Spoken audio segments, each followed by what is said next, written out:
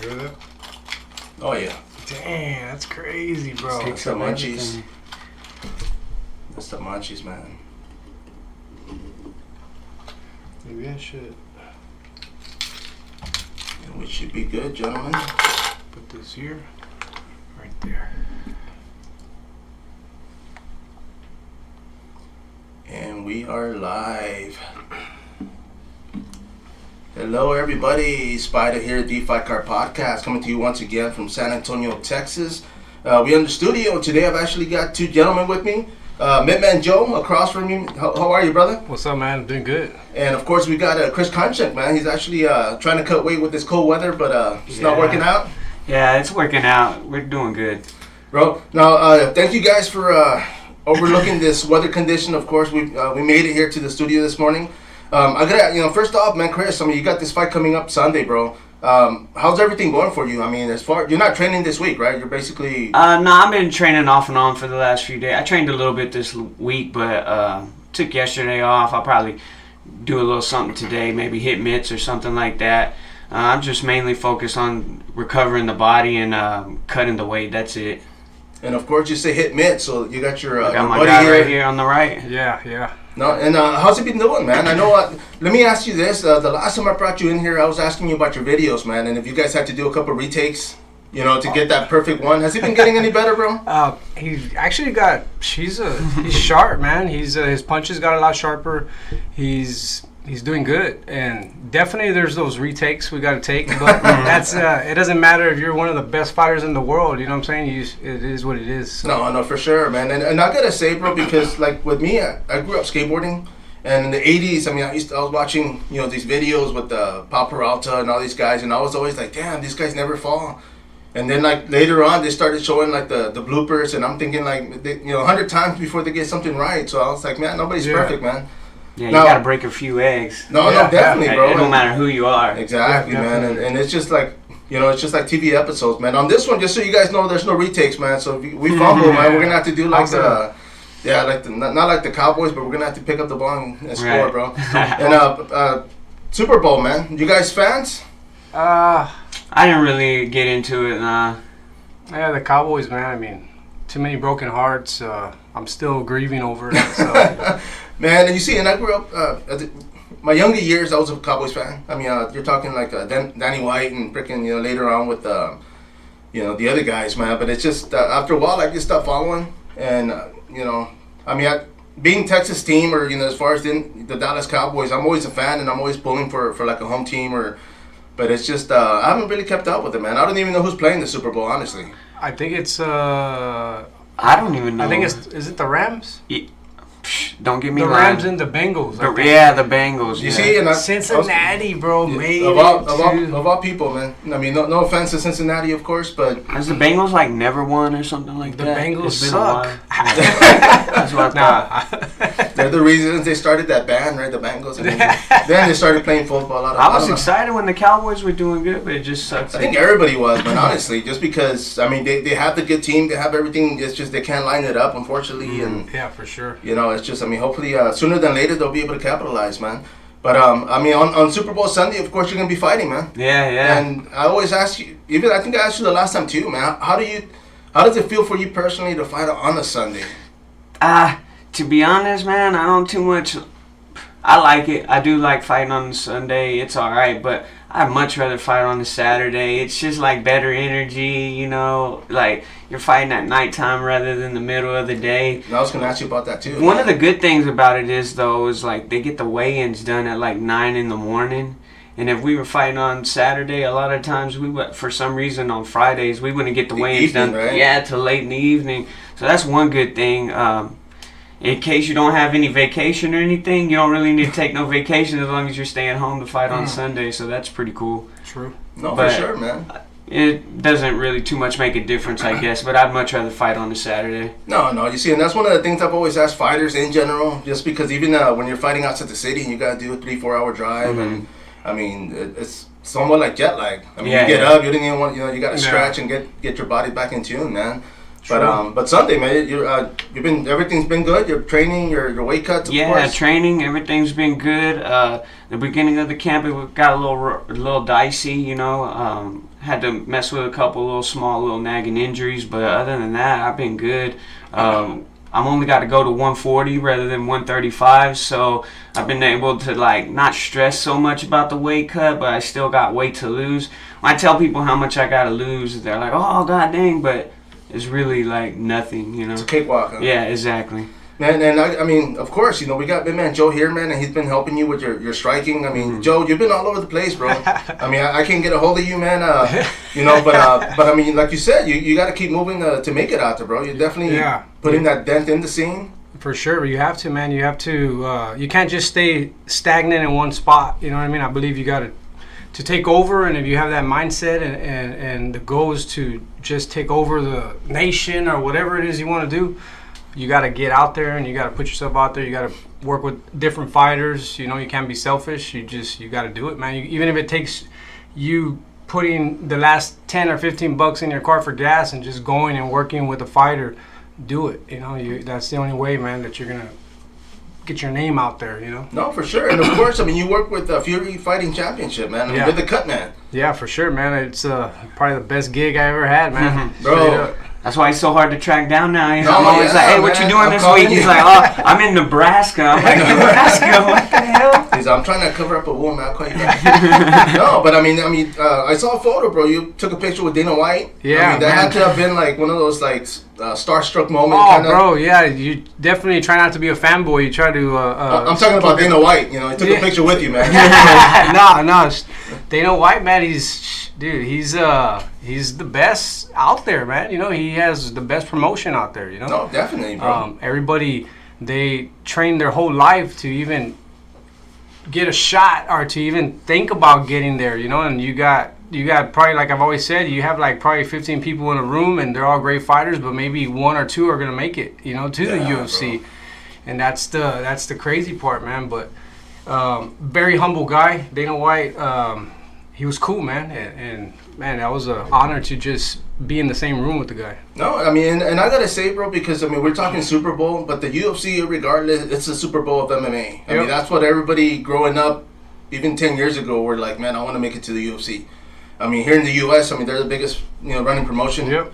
I mean, the fact that you're able to stand there next to the guy and hang out with him, so to speak, I mean, did you get to talk to him a little, or? Yeah, a little bit, you know what I mean? But I know that he got other things to do too. I know that if I'm not mistaken, that night in Denver, a couple of guys got signed. Maybe one or two got signed. I'm not too sure for the UFC. So he's a businessman. I know he got to get to the back and he got to do what he does, and sign people and change people's lives, Oh, for sure, man. And did you ask him for a 20, man? You were like, hey, some gas money, man?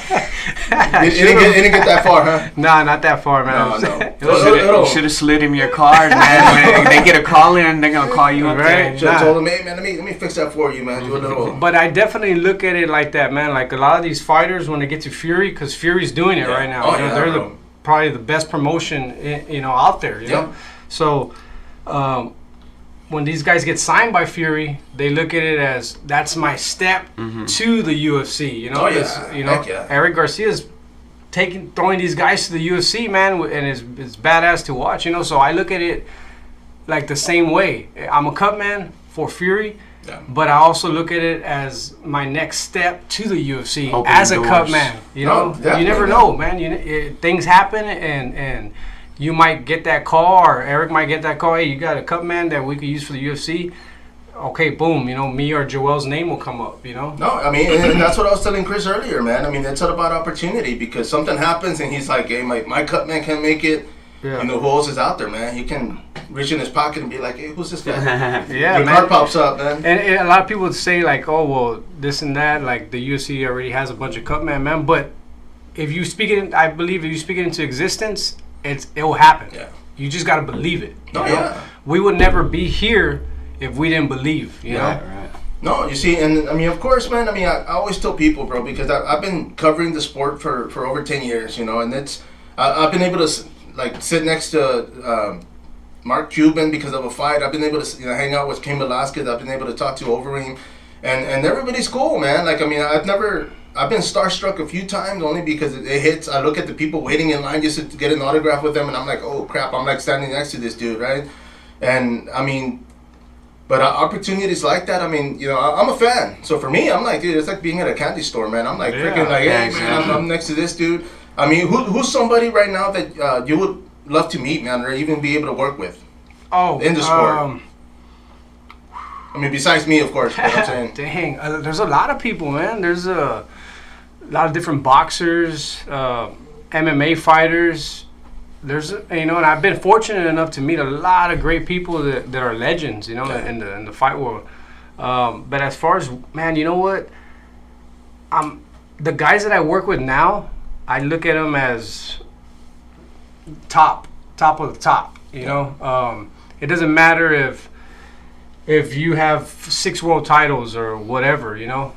The guys that I work with, man, I strongly believe that they're there or they're going to get there. You know, so I think right now I'm working with some of the best out there. You know, so it's hard for me to even say like who I want to work with. Right. I'm working. You got guys like him. You got guys like Ray the Judge.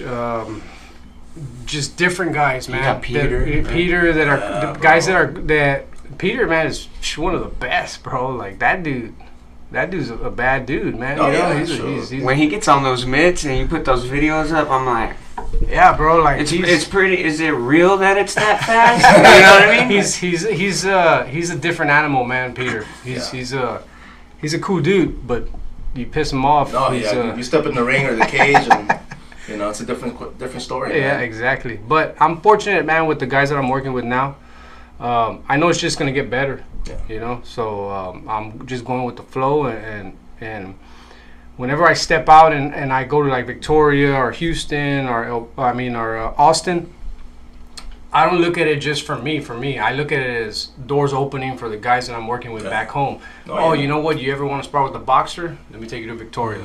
You know, you ever want to spar with MMA fighter, but he sparred with some of the best out there? Let me take you to Austin, or let me take you to Houston. You know what I mean? Or somebody's like, man, I've always wanted to fight a raccoon. Hey, man. we got one of those too. So I look at it like that, man, like opening doors for the guys I work with back home, you know? Because if I just stayed here, I love San Antonio, don't get me wrong, but if I just stayed here and you bring more eyes out here, man. I mean, you get experience. Yeah, you know, definitely. I mean, it's just the MMA world is, I'm not bashing San Antonio, but it stays kind of stagnant. You know, you got to get out there as a coach, as a leader, and open doors for your fighters. You know? Yeah, that's just definitely. how it is. You see, and that's one of the things I've been telling people on the podcast, man, is the fact that, I mean, San Antonio's been good for years, bro, and we've had enough good teams at times where we could have. Like, we could have been like the next, you know, Houston. There's a lot of ego in San Antonio. Nobody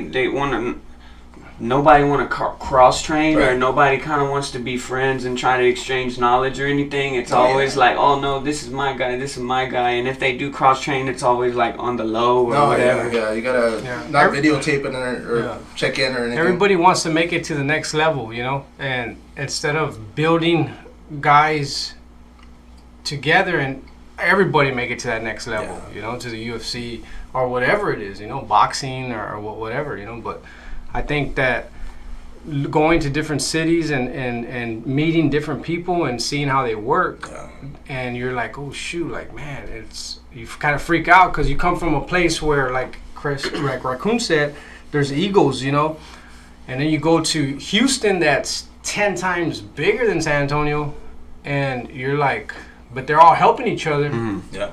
Oh yeah, that's what makes it good. You know, there's a lot of things we don't see from the outside. You know, it's not all cookies and cream over there. You know, no, for sure, man. But I mean, the fact that they help each other and stuff like that, I mean, that speaks a lot about a city. And let's try not to use words like cookies and cream, man. Because he's hungry, bro. He's still getting I went into that hotel to get that coffee, and I saw all the food there and the sweetbreads. I was like, oh, I would just have one right now. And be put some in my pocket for after weigh-ins, man. Now, let me ask you, Chris. I mean, of course, I mean, one of the things as a fighter, man, it's getting better. You know, getting your record up there. I mean, of course, the experience. But I mean, years from now, I mean, once you decide to not fight anymore, man, are you looking at other outlets? Yeah, I actually am. You know, one of the biggest things that like been on my mind, you know, for some years now is I want to be a MMA coach and run a gym and things like that. I still want to be tied to the sport, whether it be like some type of media. I want, or I bring my own fighters up. You know what I mean? That's what I want to do. That's a few years, ahead. But I think that I have good enough knowledge to where I could possibly take a fighter maybe to the UFC or something like that. You see, and I mean, the reason I'm asking is because, just for example, man, with MittMan Joe, when we first talked, I was able to go to your home and actually, hang out with you, man. You had talked about not just being the MittMan, because someday you might not be able to hold the mitts up, and you were like, you know what, I want to start progressing in the sport. The fact that you're a Cutman, of course, I mean, there's other commentator jobs, you know what I mean? Like, the world, it never stops, man, so of course. Exactly. That's the thing that whenever I became a coach, I said, I just don't want to be a coach. I want to do it all, you know? Now, to be a commentator, man, that's a gift right there. You got to be able to know how to. You got to study these fighters. You got to study the. You got to do everything. Can't be like DC and just talk. That's a different type of gift. If I ever get there, then I get there. But as one of the main things that I wanted to be was a Cutman. Or just wrapping hands. So I said, man, when I do this, I'm gonna learn how to be the best Cutman out there. I'm gonna learn how to wrap the best hands. There's a lot of other things I'm learning right now. How to manage, how to, just be there for the fighters. Right. Because you're not just a coach, you're a counselor, you're a father figure. So you gotta, perfect all those things. So it's not just about coaching or holding, holding pads and stuff like that. Because there's times where these dudes call me or they'll shoot me a text and, hey man, my mind's here or there.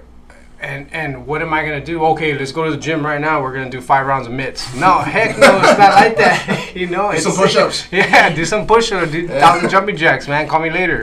No, it's now that's the time where the coaching is out the window. Yeah. You're a counselor, and because they don't want to hear about that.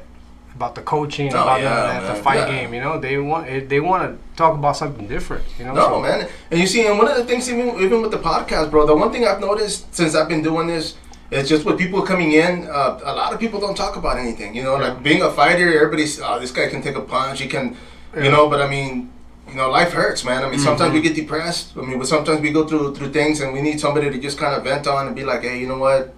I mean, whatever's going on in your time or in your life, but. But it's good to know that you're that person, man, because I'm going to call you at 2 a.m. and be like, hey, bro, don't be blowing up your phone, man.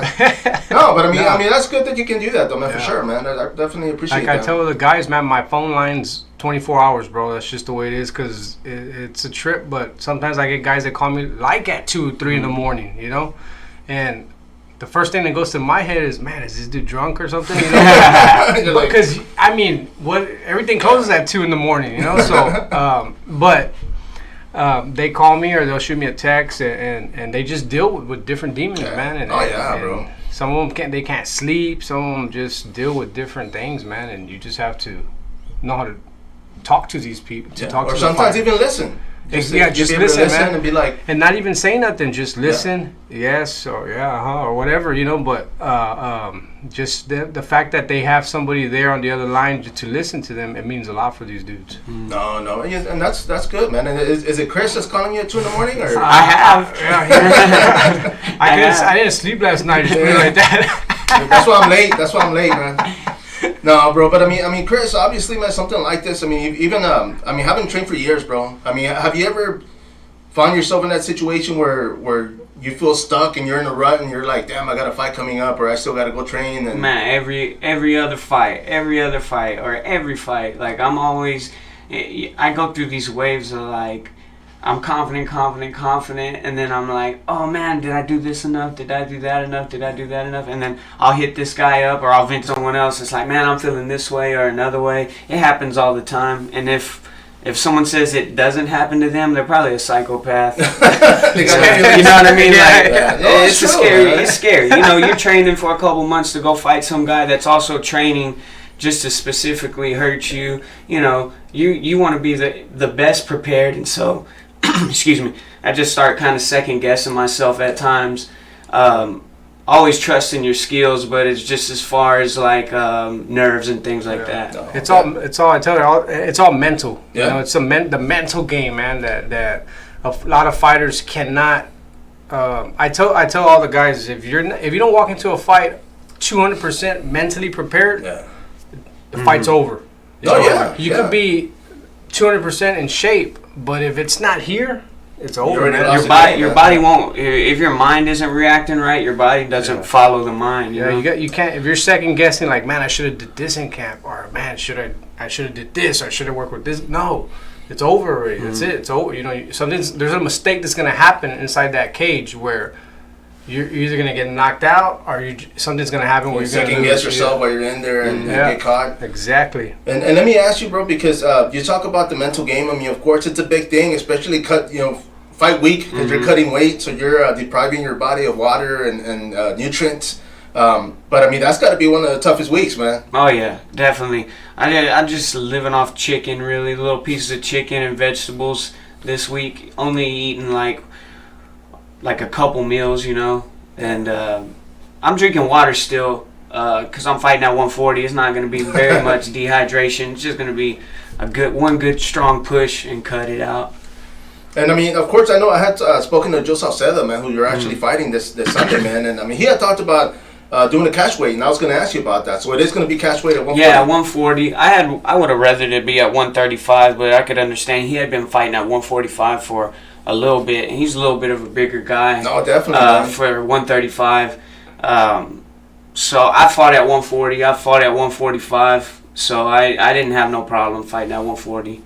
I mean, and of course, I mean, we talk about a fighter's record. I mean, we talk about getting your name out there, man. I mean, you are coming off a loss, bro, and I hate to bring that up. No, go for it. But the fact that this is redemption, you know, you're able to step back in there and get that win in front of your home crowd, of course, right? Yeah. No, it's not necessarily redemption for me. I think it's like a second chance, because I think I made the mistake of just being too anxious to get where I needed to be in my last fight, which caused a mistake. So I'm thinking this is a second chance. I'm just going to pick up where I left off, and I'm going to continue the path I was going to go. I'll definitely get my hand raised, whether it be a finish or a nasty fight. I'm definitely going to get my hand raised for sure. No, you see, and I mean, of course, I mean, compared to your last opponent, Joe Salcedo's a whole different opponent, man. I mean, he's more of a striker, stand-up guy. Yeah. And I mean, obviously, having worked with MittMan Joe, man, I mean, you've been working on your striking. Oh yeah, I always have MittMan there to keep my boxing really clean. I know Joe.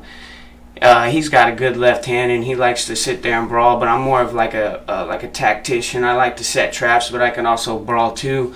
And Joe, he helps me keep everything just like straight, quick. My hands are way faster since I started working with Joe. Like maybe a year ago we started working. So my hands are a lot more faster. I have a lot more like boxing combinations, and to me that's the most effective way to win a fight on the feet.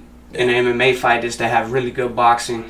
Kickboxing and stuff is good for distance and things like that, and you could definitely finish people. But I think if you have a really good boxing base, I think it's really good for MMA. No, for sure, man. I mean, would you agree, man? I mean, what are your thoughts on boxing and MMA, should I say? It's a lot of boxing. Okay, it's always good to have hands, right? Right. Always good. But you can't train an MMA fighter like a boxer, of course. Right. You know, the stances are way different. You know, you got a 4-ounce glove you're wearing.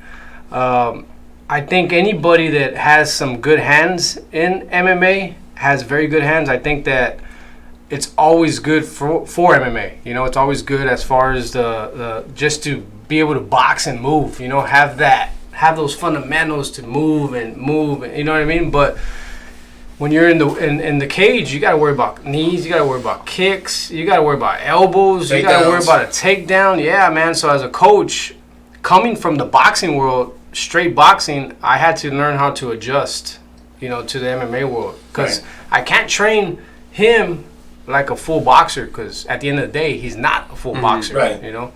But I think it's great, man, to just be able to have hands, be able to use those hands, and be able to know how to adapt inside the cage and stuff like that. I think it's great for any fighter, you know. Nowadays, you see a lot of fighters that don't have that. You know, they just right away rely on the grappling. You get a guy that has worked how to stuff the takedown, how to work defensive takedowns, stuff like that. Right. And he has good hands, and he could, not just hands, but he could kick. He knows how to knee. He knows how to use his feet. He knows how to move. You're in a lot of trouble, you know. The grappling, man, it's great, right? But I always tell everybody that should be second. You know, you get on the ground and you grapple or you fight off the cage. I mean, I've never done it before, but I've seen my guys do it. Right. It exhausts you. You get tired, bro. It don't matter how much shape you're in. You know, you got somebody just on you, like fucking putting their chin on you or their top of their head under your chin. Sorry.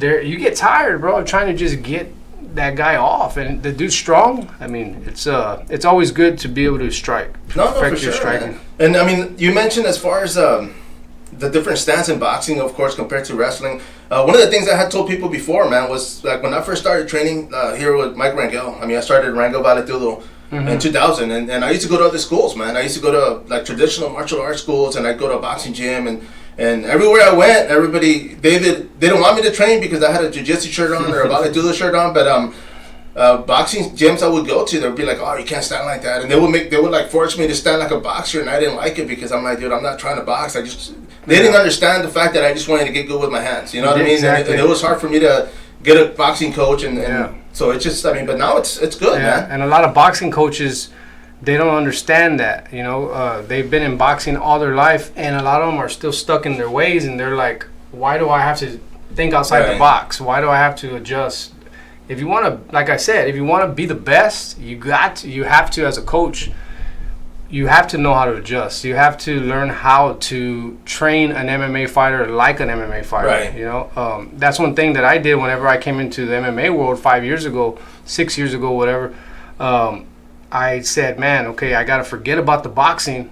I know how to hold pads badass. I can make a guy fast, but now I got to do some studying on MMA. I got to go and travel and watch these MMA striking coaches work with fighters. You know, like one of the first guys I started watching was John O'Rourke from Ohana. Oh, okay. He's good, bro. He's really, really good. And I got a lot of respect for that dude. And I would watch him. You know, how he holds pads, how he works with the fighters. You have to, man. That's the only way you're going to progress in the MMA world as a coach. You have to, especially crossing over. No, for sure, man. And I got to ask you, I mean, not every fighter's the same. I mean, when they fight, of course, you got some that fight southpaw or stance, or even just some are more defensive and offensive, depending. So do you automatically, like when you work with Chris, do you change your stance, or do you kind of like already know Chris? Like, okay, we would know each other, you know. I just adjust to him. That's it, you know. I'm not there to change his style. I'm just, like I tell everybody, I'm there to perfect it. Right. That's it, you know. Too many coaches worry about changing their styles and this and that. Hey, man, just perfect it, bro. Just start off perfecting the style. If the way he's standing is not working, then both of y'all come to agreement, and hey, let's try this way. Let's try to do it like this, you know. And if it works, you know. But I'm just there to perfect his style and make him look good on camera. No, for sure, man. I mean, the video editing helps, of course, right? Oh, yeah. Now let me ask you, Chris. I mean, when you first started fighting, for me, like for example, when I used to work at Academy Sports, right, and I worked in the fitness department. I worked with the. I've never played baseball. I've never played basketball. I've never, you know, but I knew my equipment. And one of the things with kids, man, like, you know, I've had parents come up and they'd be like, oh, you know what, my son doesn't know. I don't know what kind of glove or which hand he uses.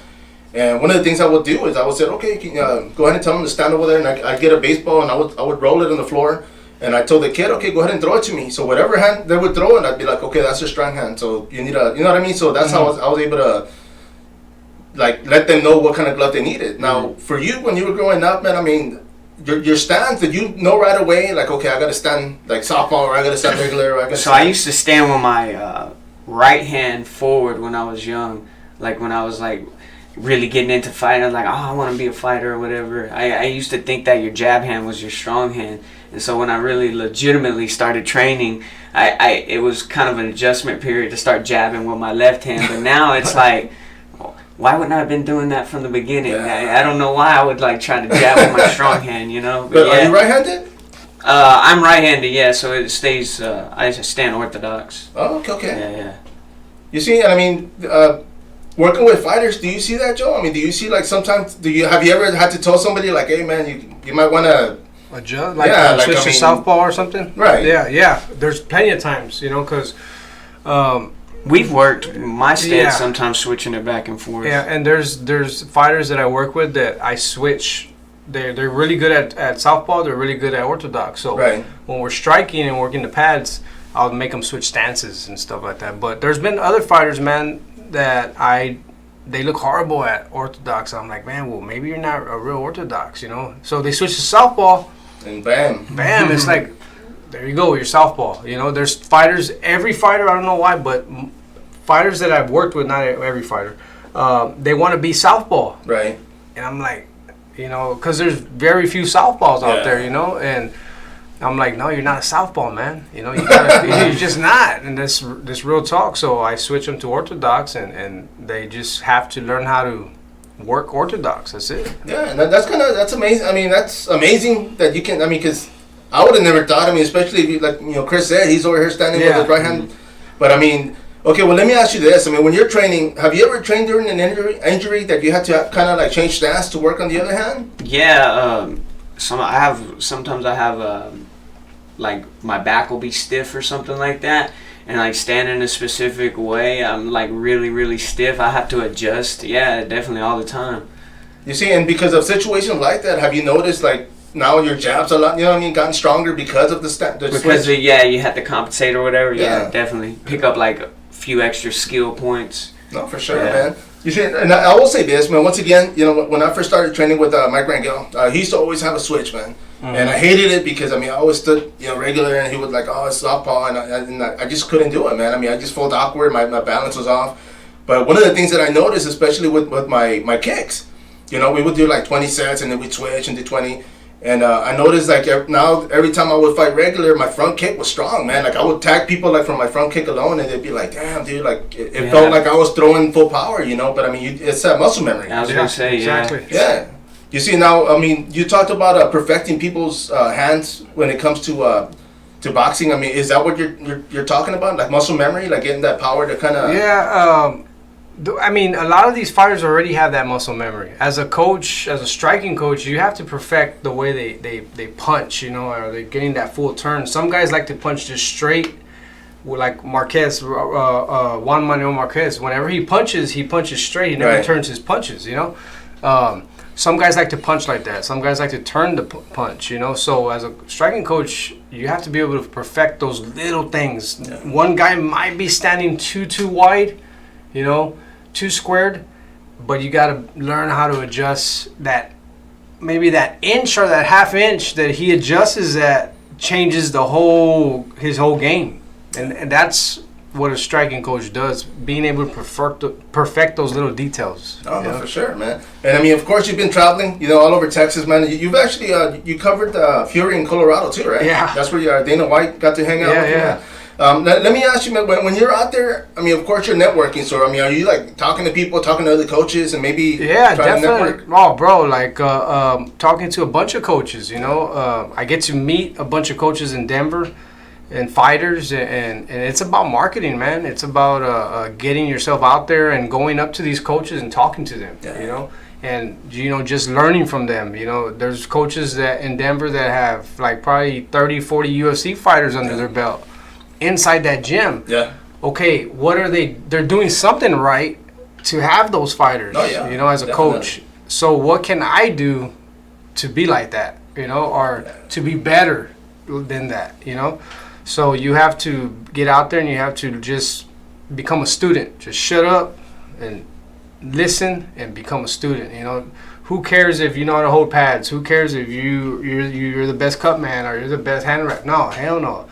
Just go under their wing and just listen and learn, bro. And that's one of the things I've learned.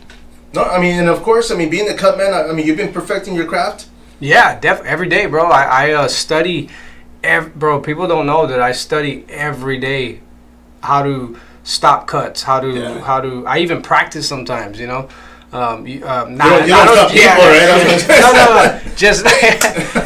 just like, okay, this is what I could, like, I'll look at myself in the mirror or something like that, and I'll just be like, okay, so am I pressing too hard on if he has a bump on his cheek, am I pressing too hard on it? Okay, how do I press on it? You know, for it could, that way it could stop. It doesn't feel uncomfortable for the fighter. You know, you're not supposed to press on it. Just kind of just leave it there and just kind of move it.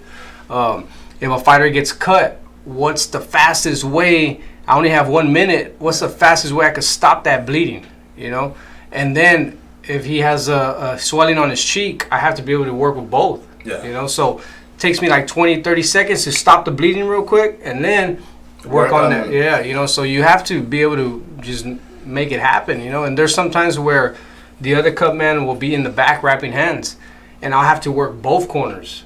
So I go in there, and then if the guy's bleeding, I gotta stop the bleeding fast, and I gotta go to the other side. If the guy's bleeding, then I stop the bleeding quick, you know. So you only got 1 minute to do that. So you get 2 paychecks, or is it just the one paycheck? But the experience, man, it's worth more than money. You know, that's what I tell everybody. Sure. You're learning, and you're putting yourself in that situation as a Cutman. It's the best, you know, to be able to test your skills. You know, I like it. I like putting myself in those situations where if 2 guys are cut bad, what am I going to do to stop it? You know, am I going to give these guys another round, another 2 rounds, or are they going to stop the fight because at the end of the day I wasn't able to stop the bleeding? You know. You see, and I mean stuff like that, man. It's got to be a lot of pressure, man. I mean, because sometimes it is, but the adrenaline, man. Once it starts hitting, pumping, you're just like, okay, I'm here already. I got to do it. Clock in. And these guys are relying on me to stop the bleeding, so I got to just do it, and that's it. You know. You can't stop every cut, unfortunately. Right. You know, I wish I could, but there's times where it's just too deep, and the doctor sees it, and he's like, "Nah, that's it." You know, so you've tried as a Cutman, you try to stop the bleeding, but sometimes it just doesn't happen. I've never, and thank God, man, I knock on wood. This wood right here. Yeah, I knock on wood. Thank God, I've never had that happen. I've been able to stop every cut that I've had in front of me. You know, so and not everybody could be a Cutman. You know, it takes special skills, man, to be able to do it, you know. No, and I mean, what you mentioned earlier, man, I mean, the fact that you practice on yourself as far as pressure, and I mean, it's kind of like a tattooist. I mean, they tattoo on themselves just to kind of feel how feel, you know, is that kind of the thing you're dealing with? Well, I'll never tattoo myself. That might be another venture, man. Yeah, that's a whole different thing. I don't think you have any more room. Yeah, that's it, man. But yeah, that's kind of what I do. I'll get the inswell, and I'll kind of put it on my face and kind of just practice and stuff like that. And there's times where I'm even talking to myself, bro. And because as a Cutman, you got to know how to. If there's a fighter that, from experience, right? I had a fighter where his nose was hanging, like it was torn open. Damn. God damn. You never want to tell a fighter that, you know. So I practiced that, and I'd say like, I never want to tell a fighter, hey man, your nose is fucking hanging, bro. Like, just chill. Like, I mean, you know, bro. Like, how would you feel? Like, oh shoot, right away, what's the fighter gonna do? Like, what? Yeah, bro. Like, touch it. Like, no, you want to keep them as calm as possible. Like, hey man, you're doing good, bro. You're good. You know. The doctor step in. And exactly. You know, you just want to tell them, hey, you're doing good. As a Cutman, you tell them, hey, you're doing good. Just go in there and do what you got to do. Try to patch them up and get them ready, man. Yeah, that's what you do, you know. And I've had coaches where they tell I'll look at the coach and kind of see what he's gonna want to do. His next step is, you know. And sometimes they'll tell the fighter, "Oh man, dude, you have a bad cut, so you got to go in there and just knock this motherfucker out." Dude, that's the worst shit you could tell a fighter as a coach. The worst shit, you know, because you're not pumping him up. You're like freaking him out. No, like, he's too you know. Shoot, so I'm down. Right away he starts thinking, I'm down on the scorecards. I'm bleeding. Okay, if I don't go in there and knock this dude out, I'm gonna lose. You know, like his mind is already like screwed. Yeah. So you can't. I've heard a lot of crazy shit, man, that coaches tell their fighters, bro.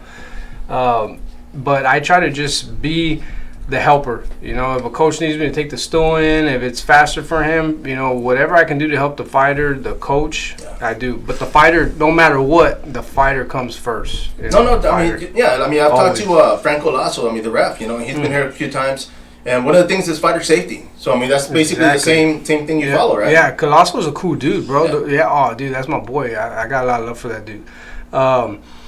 Same thing. I could tell sometimes I'll tell the fighter when I'm greasing them up, or I'm in the back and I'm wrapping them up. I'll tell them, hey, look, it's about you. You know, at the end of the day, it's about you. I'm here for you. You know, like for instance, he's fighting Joseph Settle. If something crazy happens, I'm his Cutman, right? But if something crazy happens where Joe's hurt or something, as happy as I am that he won, right, that doesn't take nothing away from that fighter. I gotta go and I gotta take care of him. You know what I mean? Because at the end of the day, two fighters are getting inside the cage, and as a Cutman, all the emotions and everything, you fucking leave that at the door. Yeah, you know, it's not personal. It's business. Everyone wants to go home safe. Exactly. You know, so you have to take care of these fighters, bro. You have to, you know, because they're priority. They got families they got to go home to. Oh, yeah, you know, man, definitely. They got to go back to training. You know, Chris has to be back at work Monday, so get him back, bro. Exactly. Yeah, no, definitely. You know, but yeah, it's about the fighters, man. That's just priority. That's just how it is. And let me ask you, man, is the nose thing the worst you've seen out there since you've been doing this? No, bro, I've seen some crazy shit, dude. I've even before Fury, I've helped out like for PBC, like as far as a guy fighting for PBC. He's from Nebraska. Just different. I've worked Combate Americas, you know. I've seen some pretty crazy cuts there. But yeah, bro, I have the privilege of stopping some pretty crazy cuts. Yeah. You know, and it's pretty cool when you could stop, bro. So the best thing for me as a Cutman is when the cut is so big on top of the person's eye or somewhere, and you stop it, and the next round they go in there and they get hit on that same cut and they don't bleed at all. That's the best shit, bro. Yeah. Like, you're like, oh damn, okay, you know, and you're telling yourself good job, you know, because that's the best right there, bro. Oh yeah, you're doing your job. I mean that's your title, man. So you definitely got to step. You have to, man, because it gets kind of it gets a little gory, bro. There's been times where I come home and I'm like, I've seen a lot of blood, bro, and I drive from Houston or from Cowboys and I go home and my family's there, but I've seen it gets a little gory where I've seen all this blood and stuff like that, and my wife wants to hug me or my daughters, hey dad, what's going on? But I'm like, I need my space a little bit, to kind of adjust back to reality, you know, to my family, you know, because it gets crazy, man. It's trauma, dude. Yeah, big time, bro. Traumatic, so that's something. No, I mean, we're talking about cuts, and, you know, Chris, of course, getting ready for this fight, man. Chris, I mean, Sunday, you're going to be fighting Joe Salcedo. Mm-hmm. This is going to be here in Cowboys Dance Hall for Fury Fighting Championship. The tickets already, you don't have any more tickets, right? No, I don't have any more physical tickets, but you can still get them online. And of course, admission. They might have some tables. And you guys get credit for them using your name, right? Yeah, For those listening? you'll, I guess, choose the name like at the checkout or something like that. And it's not the name you want to lose, it's the name you want to win, right? Right, exactly. I always tell fighters, man, and it's like, you know what, man, even if you want to see me lose, buy a ticket, but just buy it in my name, man. Give me the credit for it, man. Now, on this fight, man, it's gonna start early in the day. Joe, you're going to be working the fight? Yeah, I'll be working all the fights. Okay, and what time do you have to get there? As soon as the boss man tells me, I'll message him. He'll probably let me know tomorrow night when to check in. So I'm thinking maybe 11 or 12. I'm not too sure whenever the boss man says. I don't even know how many fights are on the card. I don't even know. I know. The last time, I know they had a bunch, but a lot of them dropped. So, I mean, but it was still a full card, man. I mean, that was a crazy good card. And, I mean, when it comes to you being a Cutman, I mean, what kind of equipment do you have to take with you, man? Oh, I got to take it all. I got to take, like, 30 towels. Got to take the secret potion. Just no, I got to take everything, bro. I got to be prepared. I got to be more than prepared, you know, because if there's a coach that doesn't have, if I'm working the corner of somebody and one of the coaches don't have nothing, I could say, hey, I got it. The gauze, tape, exactly. You know, they don't got to worry about anything. I try to make the coach's job as easy as possible. Like when he fights, whoever is the speaker in his corner, my job is to make his job easy, where he don't got to worry about shit. All he has to do is go in there, talk to him. That's it. Get him ready. I'll take care of everything else. You know, that's my that's my philosophy, and I stick by it. No, for sure, man. And of course, I mean, when it comes to fight day, you're not fighting, but I mean, I'm pretty sure you got to get in the zone yourself, man. What do you do, man? I'll do about 1,000 push-ups and I'll shadow box for a couple hours. I get sweaty and I'm just playing. I'm already in the zone, bro. I do it every weekend pretty much. Yeah, no, so I'm always in that fight zone, you know, where I know that there's times, believe it or not, where I'm just like, oh man, I don't want to do it. You know, I wish I could be at home with my wife and my kids, but these fighters count on me to be there, you know, so I have to they put in their part in camp, right? Yeah. So I got to make sure I put in more than my part, you know. But I'm always in the zone. As soon as I start wrapping that first hand, that's it, man. I'm in that zone and fuck everybody else, you know. Yeah. I'm there for the fighter and the coaches, you know, and as long as the fighter walks out good, as long as the coaches are happy, you know, win or lose, then I did my job. No, for sure. And of course, since you've been doing this, man, have you had to actually stop a cut that's not at the fights, like you're at the park or something like that, man? Damn. No, well, you know what I mean? Like, I mean, actually, yeah, bro. I have. I have kids, so they're falling everywhere, bro. It's crazy, bro. So somebody falls down in the family or something. My wife is like, "Oh, go see Joe." You know? Yeah, bro. Like if they get a cut, oh, go see Joe. You're eating chips, watching the game. Like, hey, what's going on? Like she'll be like, "Babe, you got your stuff?" Like she expects me to carry my stuff with me all over the place. It's not, you know. Sometimes I don't have it, you know. She says, so you're coming. Let's get to it. But yeah, bro. There's been times where somebody falls and I gotta stop a cut. But yeah, it's easy, bro. I look at it. It's easy to do it. You just gotta know how. No, for sure. I mean, of course. I mean, like you said, you've been studying, you've been perfecting your craft because, of course, in due time, man. I mean, you are branding yourself, man. I like that. You have to. Yeah, that's the way. That's the fight world, bro. You gotta market yourself, but you can't. You gotta live by how you market. You know, you can't be a fake fucking marketer where you're just like posting all this stuff and you ain't got nothing. Like, yeah, bro. Too many of that out there. Yeah. You know, too much of that. You know, and I know why Chris looked at me, but yeah. No, but that's why my thing is I post, instead of posting them, I don't really post too many pictures, but if you look at my stuff, I post nothing but videos. He's got great videos. Because it's all facts, bro. It's facts, you know, because I'm not just there as a coach. I'm in there as a coach. I'm fucking sweating my ass off with my fighter. You know, we're both, sometimes I go home, and I get up the next day, and man, my ribs are just aching, bro. Like I can't even move my arms because of the kicks. You know, when you get kicked from Ray or from Peter Stanonik, bro, you're gonna be like this for days, bro. Just like, you know, because these dudes kick hard, you know. But I post. I'm a big person on you know what? Post the facts, man. You know, don't just fucking post a picture of you holding the mid, winning or inside the cage. No, post the fucking facts. What did it take to get there? Yeah, you know. No, and let me ask you, man, because of course, I mean, you're saying you go home and you're hurting. Is that when you're calling these guys at 2 a.m? Like, hey, what do I do? He's usually at 2 a.m. Hey, 6 o'clock tomorrow, right? Oh yeah. It's 2 a.m. But no, my body's been through hell, bro. But I love it. Yeah. It's something that I can't stop doing, man, and I just love it. And there's times where when was it? I think my last camp with Ray for his UFC fight, there was a moment where my body was just jacked, bro. Because when me and Ray go at it, bro, we go at it for fucking 6 weeks. Because that guy, this guy knows there's no stopping that dude, you know?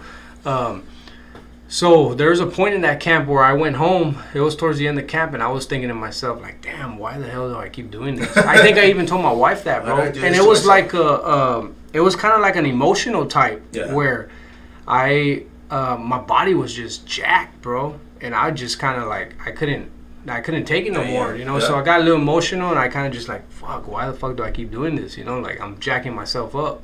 But then you see guys like him and the other guys you work with, bro, like a simple text message, bro, from I forgot who sent me a text, man, but somebody sent me a text probably like about an hour after that.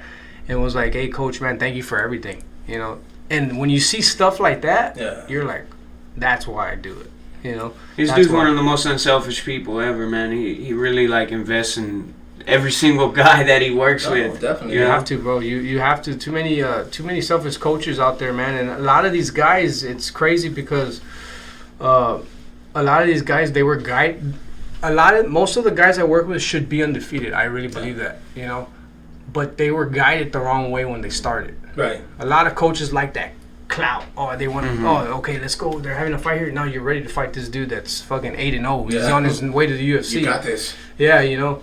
No, bro. Like, you gotta build these dudes. You know, you gotta build them the right way. And a lot of these guys that I work with, they should really be undefeated, but they were just guided. So it's my job. I'm not their full head coach, but when I'm working with them at that moment, I am their fucking head coach. Right. You know, because I'm working with them. So it's my job to build them mentally, to make sure physically they're ready. But, you know, to encourage these dudes that, hey, man, there's just because you have 3 losses, that doesn't mean that's it. You know, just because you have 5 losses doesn't mean that's it. You know, you can go on that winning streak, and if you believe, then that next level's there for you. No, definitely, man. I mean, there's like you said earlier, man. I mean, there's a lot of fighters, and at the beginning, I mean, we're taking fights just because there was a fight. Like, hey, exactly. Oklahoma, boom, show up, you know. And I mean, back then, I mean, I've had guys like Warren Stewart here the other day, man. This guy's had over freaking 100 fights, bro, and he fights everybody. I mean, you see him out there at a Black Sheep Boxing. Yeah, he's a G. Yeah, bro. You see, and the thing, when I was there when he made his pro debut for Art of War, this was in Austin.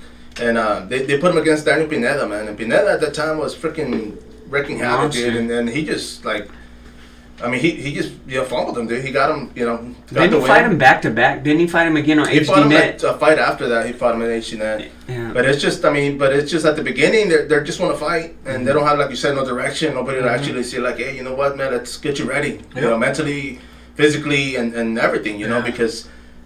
back then it was just a simple payday, make a couple $100 and go pay your phone bill or whatever. Yeah, it's a lot of these guys, a lot of coaches don't really see what the guys deal with. A lot of these guys have mental issues, bro. They struggle with mental illness, depression. They struggle with everything, and fighting and training is their way out of all that. Yeah. So because it's my way out, you know what I mean? To go in and work with these dudes is my way out of all the real shit I got to deal with, the demons I got to battle outside, So when I go work with these dudes, it's a rehab for me, and it's a rehab for these guys, We don't, as coaches, we only see them for an hour, 2 hours a day. We don't see what they really deal with outside in the real world, So it was very important for us to build that relationship, man, to make sure, send them a text, hey, you good? There's some random texts I'll send these dudes sometimes. Hey, man, how you feeling? Are you good? Just that little text, bro. It's like, it's everything to these dudes, No, I can imagine, man. Like you said, even the podcast itself, I always talk about therapy just for the fact that it can come in many forms, man. Whether it's working out, going out there and, coaching or teaching or doing something. But, the fact that you're able to express yourself with something, let those demons out, like you say, it's a good thing. And, for you, it helps. It works. You're actually, you must have a lot of demons because you work every weekend, man. no, every day, bro. Yeah. Every day. You see, but that's the thing, bro. Because even myself, man, I wake up one day and I'm like, damn, I got like 1,000 things going on. And I'm just like, man, I'll start from the bottom, because I can't fight all of them all at once. But things like this, of course, being able to talk to you guys, it helps me. Yeah. I'm able to actually, just practice my stand-up. Of course, I'm a comedian part-time, so I gotta work on those. But yeah, man. But let me ask you, bro. Now with Chris, I had asked him earlier, as far as what he's looking for. Life after fighting, and of course, he's. Is there other things that you're working on, man? I'm working, man. What? That you can talk about, because I know you don't. This is there's a lot of things I'm working on. I'm working on the brand right now, the MMJ.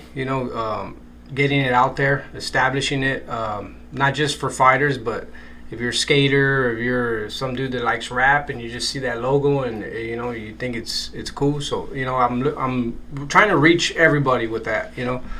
I'm already 39 years old, bro. So like I tell my wife, the next 10 years that I do in my life matter the most, because I'll be I'll be 50, I'll be 49 or 50, Right. 10 years go like that, Oh, yeah. So the next 10 years matter a lot, and there's a lot of things that I have in the background that I'm trying to start. Right. And the way it is you never know if it's what's going to happen until you just start it, The brand I had been telling, I forgot who I was telling, but I had been telling a couple people years ago that I want to start my own brand, like put my logo on, come up with the logo, not the combative culture. Combative culture is cool, it's more for the fighters. Right. But like the MMJ, it's like something hip where you could just put on a cap or put on your fucking skateboard or whatever, you know, and you could rock it, you know.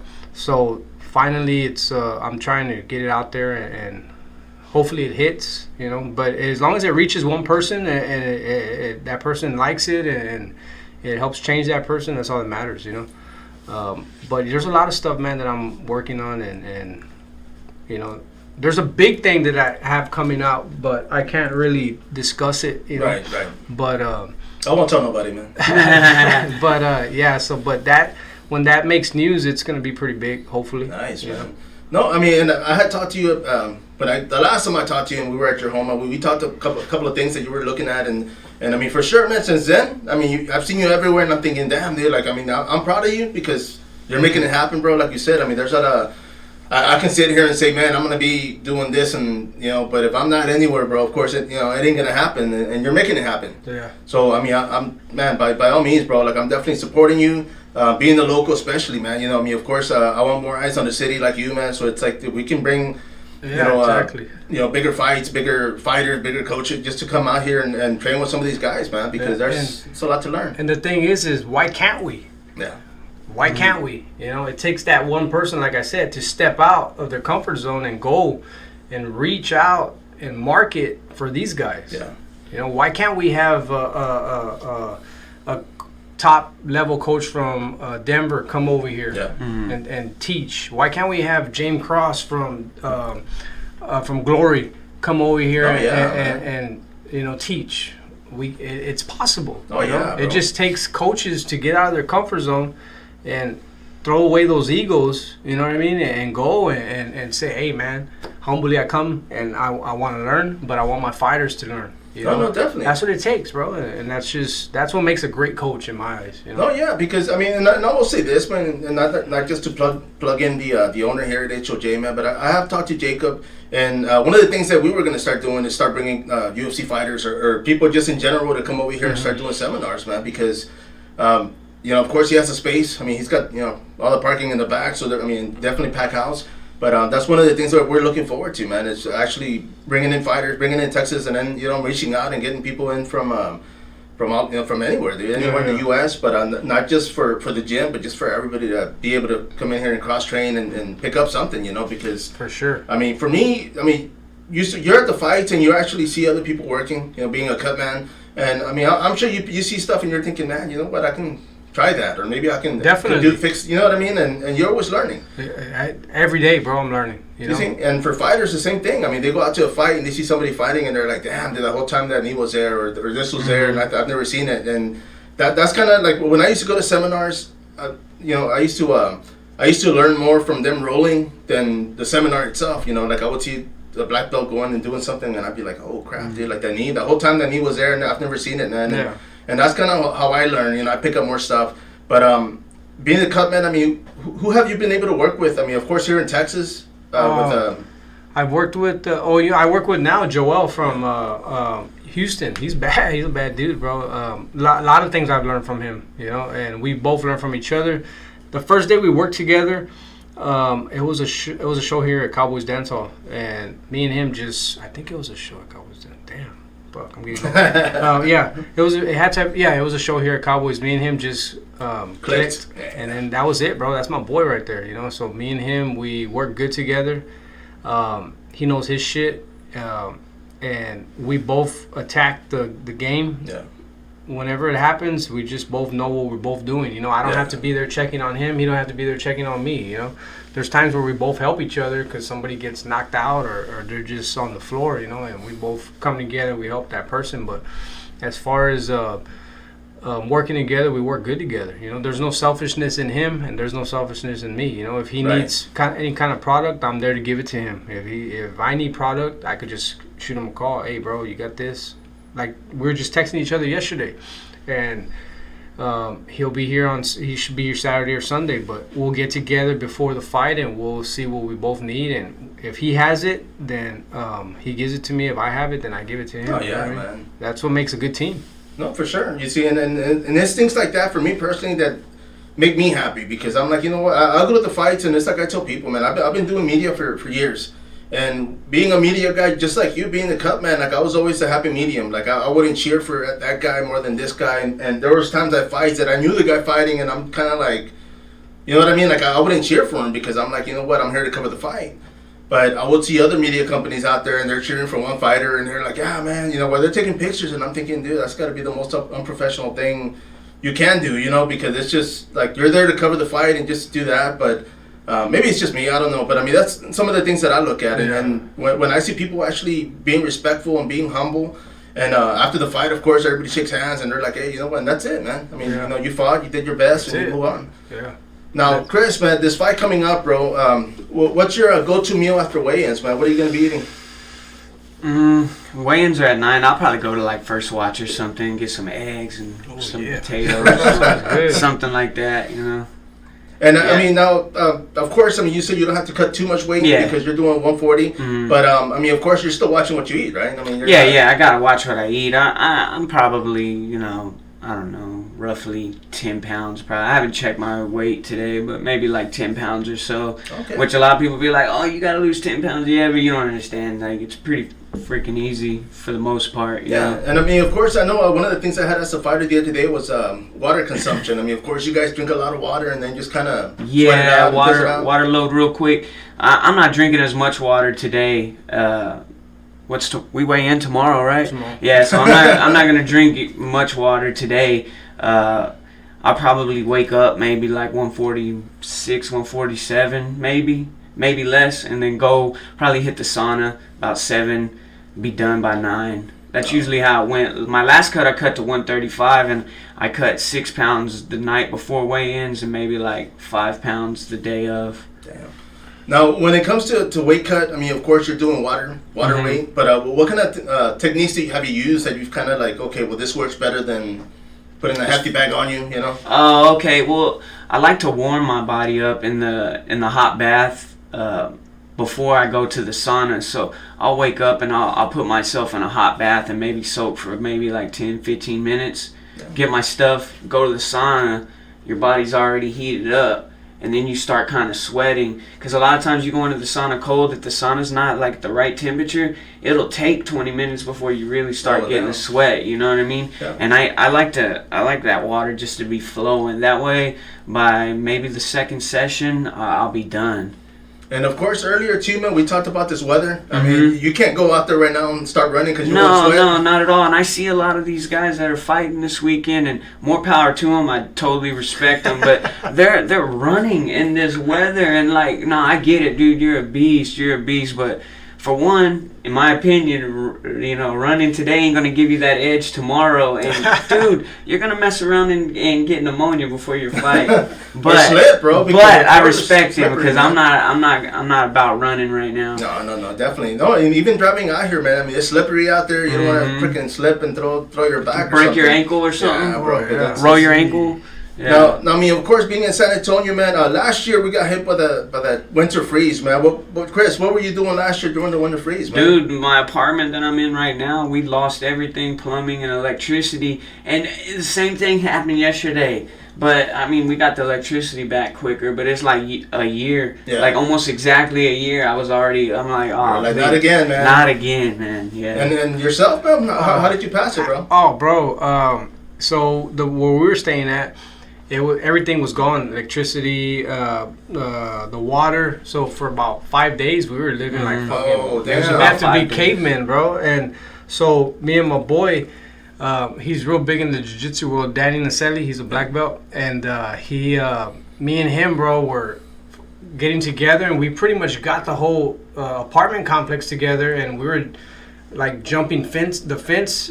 Because on the other side, there's nothing but trees, and me and him were freaking cutting wood, bro. We turned it into man. We had to, because we had fireplaces, right? But we had to just get crazy like that, man. And when we couldn't drive off because we lived on a hill, so whenever you would go up the hill, there's no way you were gonna come back. You know? Yeah, definitely. So we chopped up a lot of wood. We were giving it to different neighbors, and nice, bro. We were helping each other, bro, and that's how we passed it. You see, and for ourselves, man, like we never lost anything. I mean, it was cold as shit inside the house just because we couldn't warm it up fast enough. But yeah, I mean, we had water the whole time. I mean, electricity flicked a couple of times last year when it happened. Just past the day for yesterday, our power went out for like 5 hours. You know, it wasn't too bad. But yeah, man, kind of, you know, in the back of your head, you're thinking, shit, man, like it's gotta. But it makes you realize how valuable life is. Right. Oh yeah, bro. Imagine the people that don't have the power. They don't have the. They're not blessed with all the stuff that we have, you know, and they gotta live like that on a daily, you know, and it just made me realize, dang, how fortunate we are, you know, to have electricity, to have water, and running water for that. Exactly. We're pretty much damn spoiled, you know. Oh if yeah, you think bro. about it. Shoot, man. What's really nuts is I moved to this apartment complex in the medical center, right? It's not the best apartment, but I mean, it's good to go, you know? And we lost everything while I was still in the process of moving from my other apartment, which is like, I'm talking ghetto. I'm talking like someone got shot like 5 foot in front of my front door and killed ghetto. But when I go over there, everything works. Electricity, heater, everything is warm. I'm like, well, I'm coming back. Shit. Yeah. I still got 2 days here, man. Yeah. Took my blanket and. No, man. Well, I mean, of course, man. I mean, we are here in San Antonio, bro. Of course, Fury, you know, Fighting Championships doing a great job. Not just promoting it in Texas, but I mean, they're reaching out to Colorado, and of course, it's gonna get bigger, man.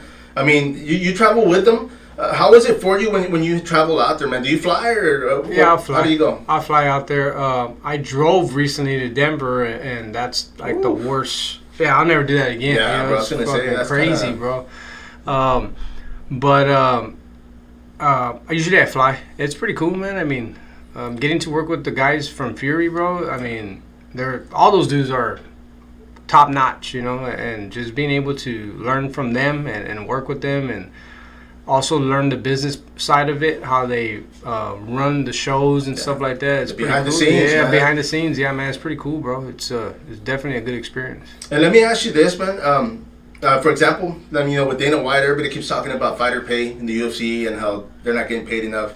But I mean, behind the scenes, man, I mean, of course, everything costs money. You know, production. I mean, you got to pay everybody. And Dana White, I know his net worth is up there. The UFC net worth is up there. But asking you, like, what do you think if a fighter's competing? I mean, they're in the UFC. I mean, what do you think about the fighter pay, man? Because obviously, there's other ways for a fighter to make money.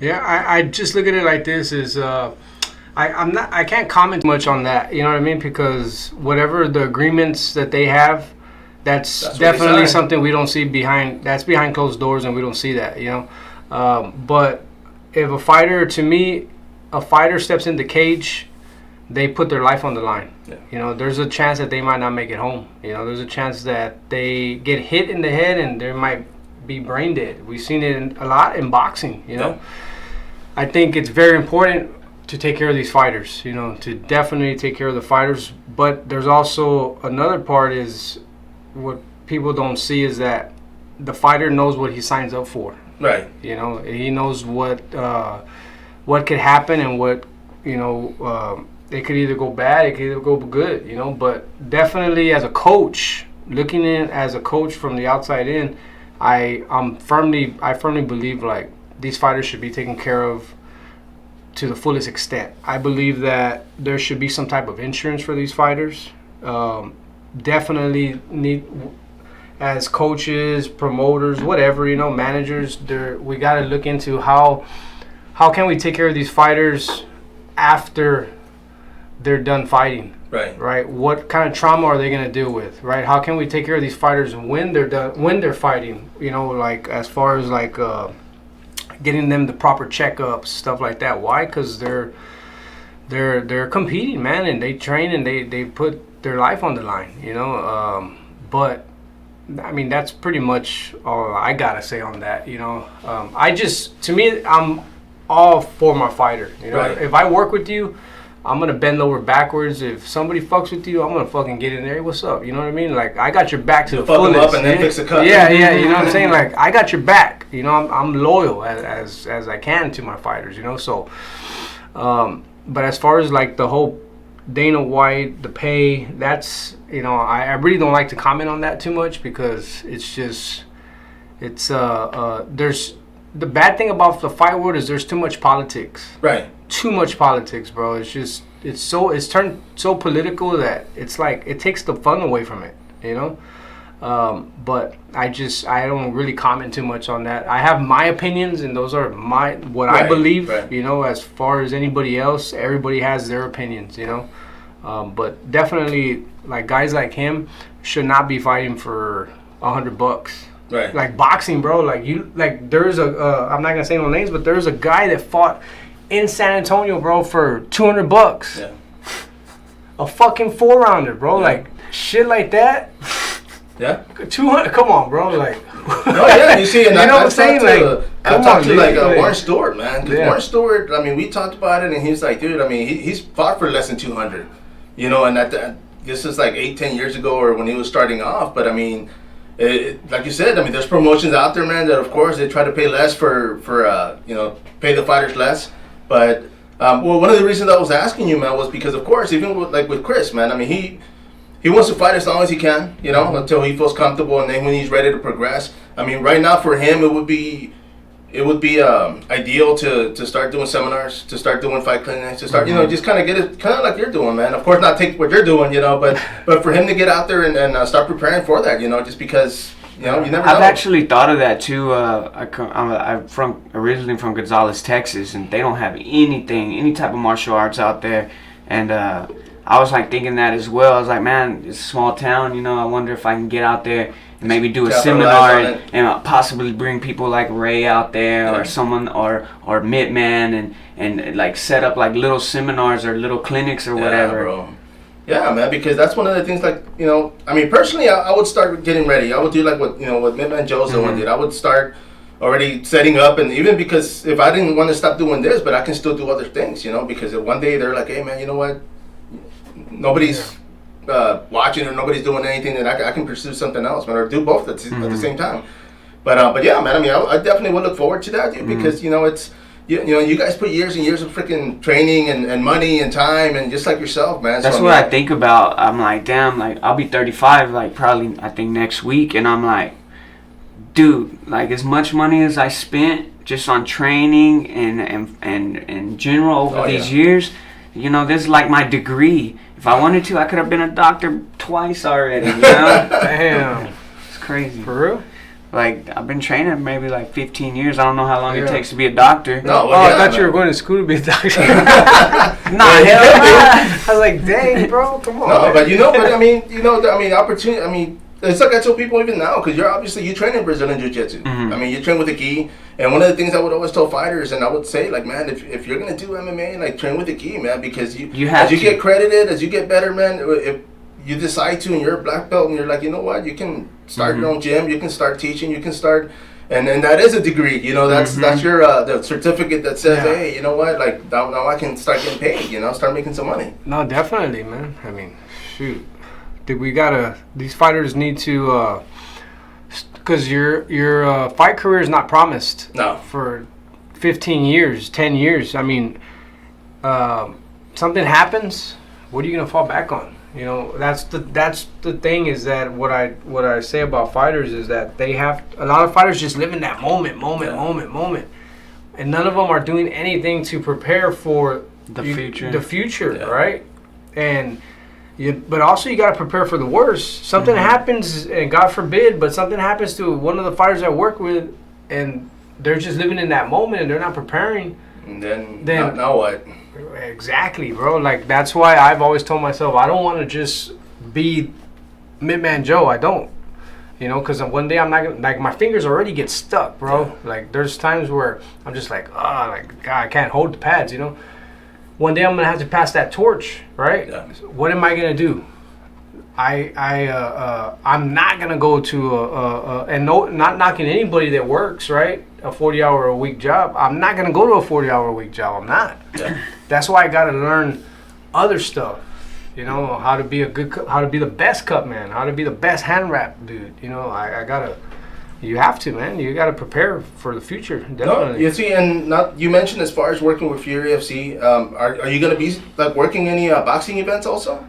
Whoever hits me up, man. But right now, I'm happy just working with Fury, bro. They have enough events going on, man. So dude, I'm happy, man. Eric gave me the best opportunity, bro. So as soon as I remember the show after Denver, because I only worked San Antonio, I worked Houston, I worked Denver, and after the show, I went up to him and I was like, hey, thank you, man, for the opportunity, you know, if you have any, and then he was like, bro, you know what, I'm just going to bring you on. After he said that, man, I said, shoot, man. You're like, you call the house. Say less. I didn't know, say less, dude. You know what I mean? He said, I'm going to bring you on. I was like, hey, bro, I mean, I was kind of like speechless, but I said, man, I'm going to run with this shit, and I'm going to do the best job I can, because you don't know who's looking. You don't know who's watching on UFC Fight Pass. You don't know who's sitting in the stands, you know?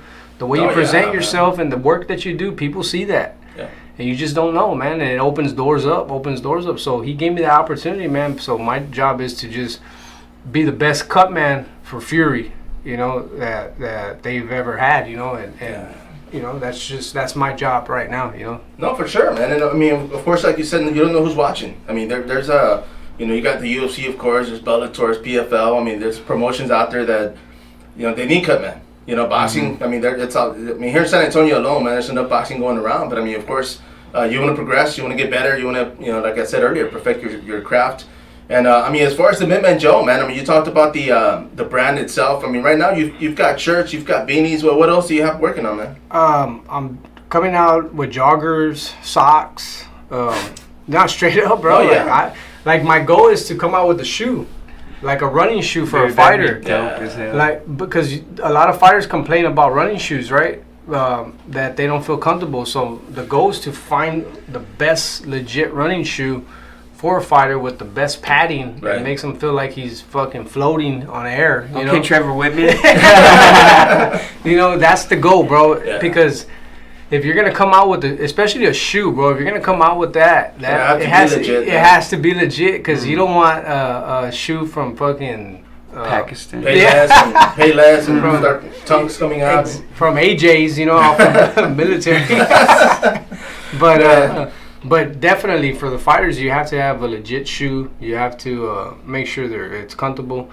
That's in the future. Right now, it's just coming out with in hand wraps. I have hand wraps, bro, with my logo on it. You know, so just other stuff that I'm trying to come up with. The last time I spoke to you, man, I had asked you if you'd be working on your own focus mitts. I mean, is that still a possibility, or are you still? Man, you know what? Actually, I need to buy me some mitts, bro. Golly. You see, you can just pick your own, man. There you go, man. But let me ask you, I mean, from the ones that you've used, and I won't mention names because, I mean, obviously I want you to like create something. But I mean, are there some that you're thinking like, you know what, if this could have a contour angle, or if this could have more support on the wrist? I mean, is there something that you can literally say like, you know what, I can design my own? Yeah, I definitely can. It takes a lot of, but you got to sit down with somebody and create, you know. Yeah. And right now, unfortunately, I do not have that time for that. But I will. That's something that I'm looking into, and I'll definitely make time. But right now, my fighters and the promotion now, it's just they got me hustling, you know, back to back, you know. But nah, man, I could definitely come out with a great mitt. I just gotta take the time for it. You know? No, for sure. And I mean, if anybody's listening, man, of course I've got like 200 people from Pakistan on my page probably listening right now. But yeah, man, I mean, of course, if somebody wanted to work with you on this, I mean, you'd be open for it, right? Yeah, definitely, bro. Definitely. Definitely I will. No, I mean, yeah, I mean, I would love to see that. That's what I'm asking, because obviously, I mean, if you were to come up with something, I know McGregor had came up with his own MMA glove that he wanted to push, and I mean, you know, it's just little things that, because obviously you guys use them, so you have a lot more to say than somebody like me that sees it. Oh yeah, I like that color, or I like that. You know, it's just you can break it down and be like. And it has to fit the hand perfect, bro. Like you have to have some type of comfort in the hand, because you got to remember you're getting punched in the hand. Yeah. It doesn't matter what kind. It doesn't matter if you have a mitt. You're still taking an impact to the hand. You know what I mean? So you got to make sure it's something that later on in the future the coach is not gonna regret wearing that mitt. Right. You know. You see, and I know that last time I asked you too, man. You said you actually had a technique where you tape your gloves, your fingers. Oh yeah, I tape my fingers like. So I got it from the jits world, bro. Yeah. So I mean, I've never done jits, but the guys, I see them taping their fingers together, and I'm like, in my head, I would think like, man, why the hell are they doing that? So I asked one guy, and he said my finger's broken, And I'm like, what the hell? Like, so he taped his fingers together, and I'm like, so you're gonna roll like that? Like, yeah. So I said, okay, well, later on, my fingers would get stuck, and I just tried taping the front part and the back part, the top part and the back part of my fingers, and I put it tight, and the blood flow was just like, it never made my hand stuck. It was pretty cool. You see, and I used to do that when I was doing jiu-jitsu or even training with my toes, man, because I'm real big on freaking breaking I've actually broke my pinky twice, and that shit sucks, dude. But I mean, it's something like that for support, of course. I mean, that's pretty much what you're doing, right? Yeah, definitely. It's now I'm getting old, bro. I'm not dude. I mean, I look young, I'm getting old, man, and I gotta start taking care of all the nicks I have on my body, man, because. Yeah. Oh yeah. So when Hollywood calls and they need a stuntman, hey, I'll call some boxer movie. I'll call Raccoon. Yeah, give him half and tell him jump out the window, man. Now, I mean, of course, man, and I don't want to forget about you, bro. I mean, I'm looking forward to this fight. I mean, it is going to happen this Sunday. Of course, they're on the UFC Fight Pass. Are you going to be on the TV portion I don't think I'm going to be on the Fight Pass portion of it. I think on like the first fight. And we never know, because things you never know. Crazier things happen. If I jumped on the Fight Pass, that'd be dope. But I think on the first fight, probably going to be on Facebook or something like that. But after this fight, after what I do, he's going to put me on the next one on Fight Pass for sure. No, I mean, definitely, man. And I mean, you're going to be out there, of course, working? Yeah, I'll be working from the first bell, when the first bell rings. I have a lot of guys to wrap up, so I might miss a fight at the beginning, depending. If the guys, I tell all the fighters, I go, if you want me to wrap you up, show up early. Yeah, no, get them done. You know that some of these fighters are like, what? So hopefully they all show up early, but... usually Eric wants us down there whenever the first bell rings. No, I mean, for sure. Like I said, I mean, I'm hoping to be out there, man. Of course, going to be here in San Antonio. Man, is there anything you want to add, bro, before we wrap this up? Man, just thank you, man, for having us on the show, man. I appreciate it. Thanks to all my sponsors for the support and for always being there. And Chris Raccoon, man, big shout out to this dude for a good training camp. He busts his ass all the time. Other than that, man, just keep going. No, and of course, Black Sheep Boxing. I mean, you're out there, man. Black Sheep Boxing, man. It's legit, bro. It's a good spot to be at. In Austin, if you're in the Austin area, Victoria, Texas has some legit boxers. Houston has a lot of good talent, so I'm fortunate enough to be able to go to Houston and work with guys out there. But other than that, man, I mean, just keep going. Don't stop. No, definitely, man. And Chris, man, yourself, man, is there anybody you want to thank? I just want to thank everyone that had a part in this camp, from Ohana Academy, Ultimate Submission Academy. I want to thank Eric for bringing me back again. He's taking care of me every time, I do my best to sell the tickets for him. And then I just want to wish good luck to everyone that's fighting. We got guys fighting at Peak. We have Lizette that's fighting at Texas Clash. A guy I train with at Ohana, his name is Nick. He's like, I think, a Division I wrestler. He's a tall guy. He's fighting on XFN tonight. Nice. He's a really good fighter. I got to work with him a lot. Just all of our fighters that are fighting this weekend, I want to send them good vibes, and hopefully we all bring back them dubs, man. No, for sure, man. Now, everybody out there, of course, MittMan Joe, thank you. Chris Kuntschik, thank you for stopping by. Everybody, this is sPidA here at the Fight Card Podcast, and as always, subscribe and follow up. Until next time. Nice. That was good, man. It's still going to be on for a little bit. The end always takes a little while to close up. So don't start talking shit. Yeah. Kill this guy. No, man. And I mean, bro, thank you guys. I'm gonna do some quick photos real quick, man. Turn this off. Yeah, you can, boss.